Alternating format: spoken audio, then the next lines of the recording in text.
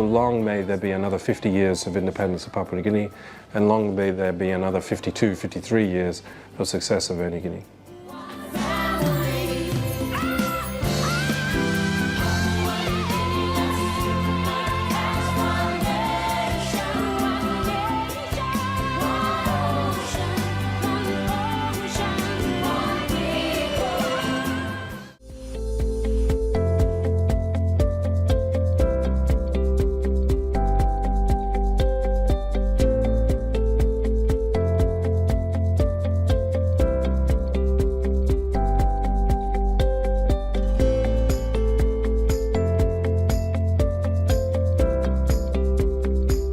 Sir Julius Chan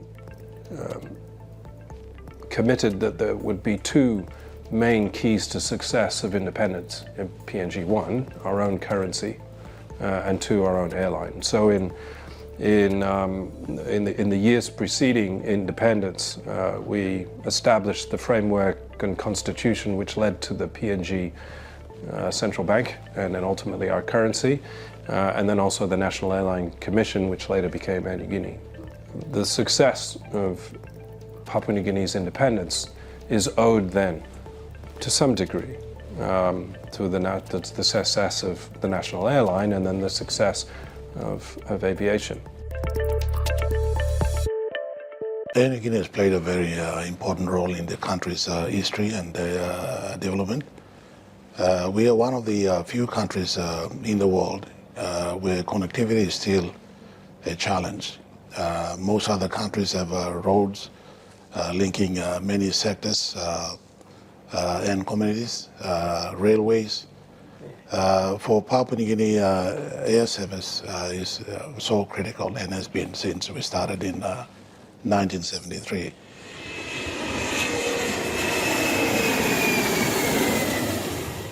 Significant progress has been made despite many challenges.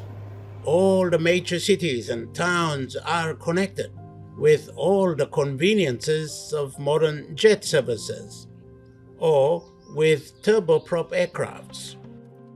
On international routes, Air Niugini flies to most countries within the region to a total of 9 international direct flight locations.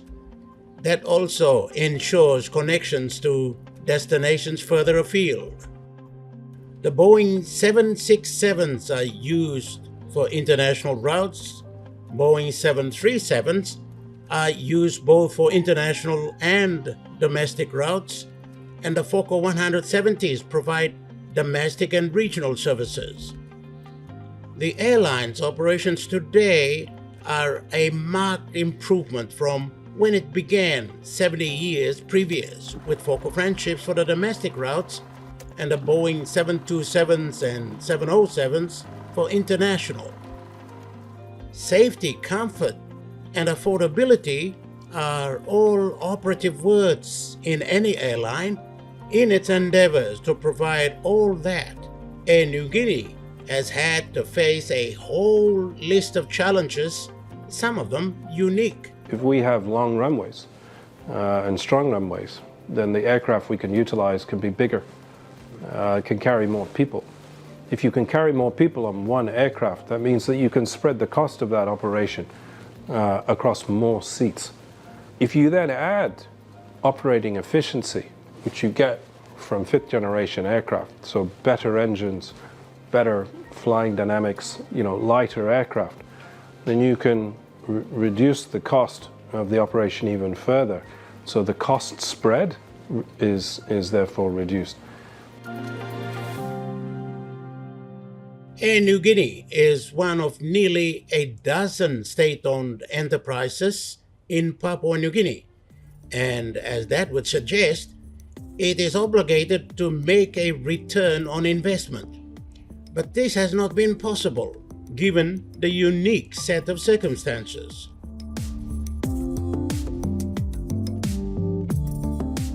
But to be competitive and maintain air travel, the government has helped with Air Niugini's capital investment program.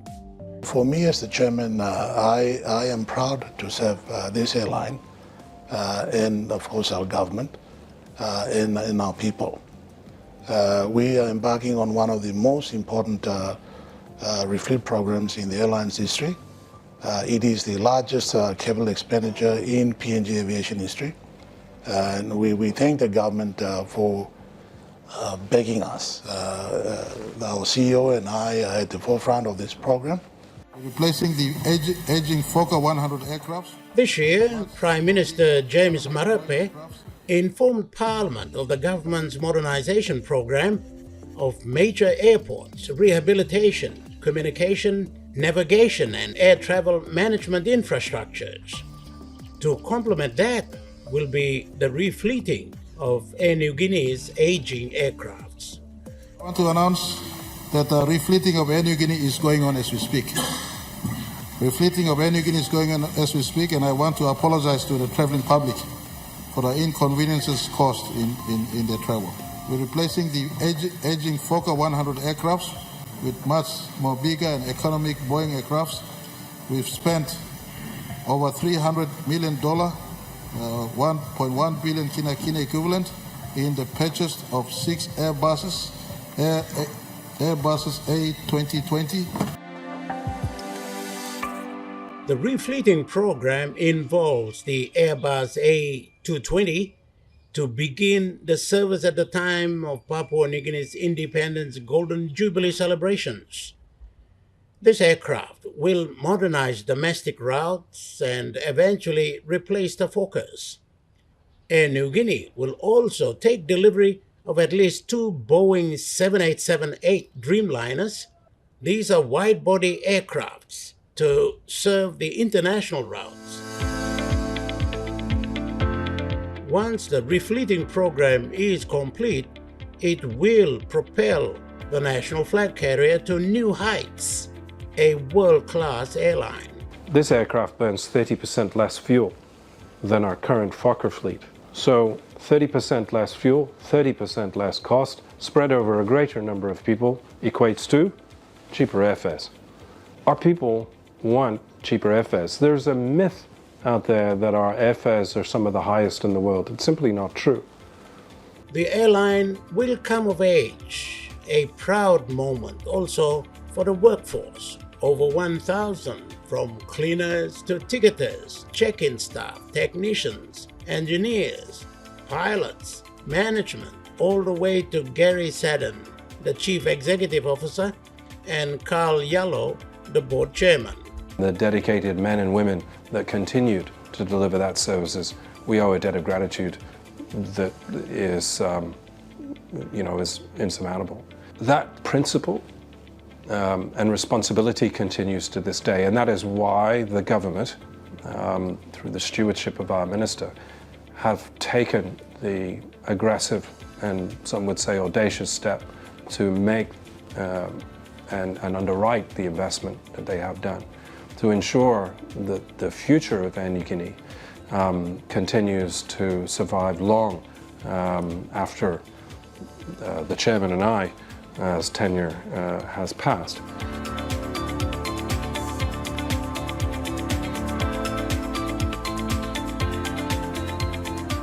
Gary Sadden also contends that the headway being made must be understood within the context of some of the unique challenges the airline faces. All that aside, there is optimism in the future of the airline. The Airbus A220 and the 787 Dreamliner aircrafts reaffirm that. With its ability to operate on shorter runways, extended range, and 30% less fuel consumption rate, the A220 will be a game changer on Papua New Guinea's Golden Anniversary Day.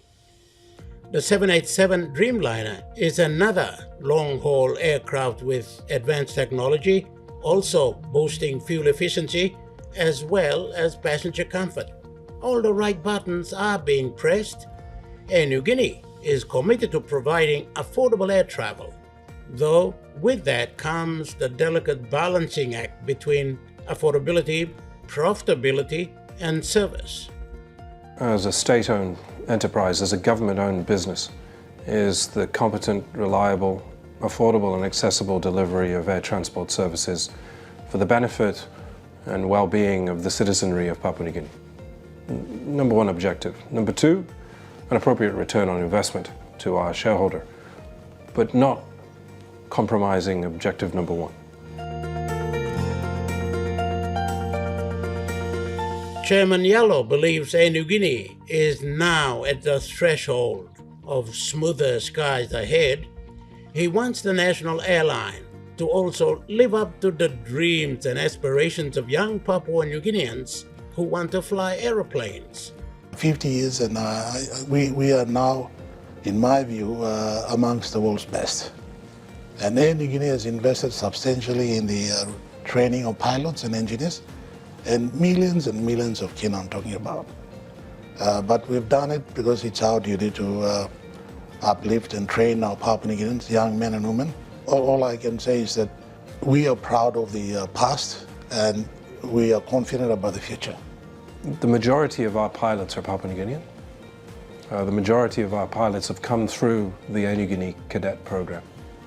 We're very proud of our PNG workforce. I mean, not only Captain Parkey, but all of our pilots across our ranks have tremendous skill sets. Some of them have been working with us for 30 plus years.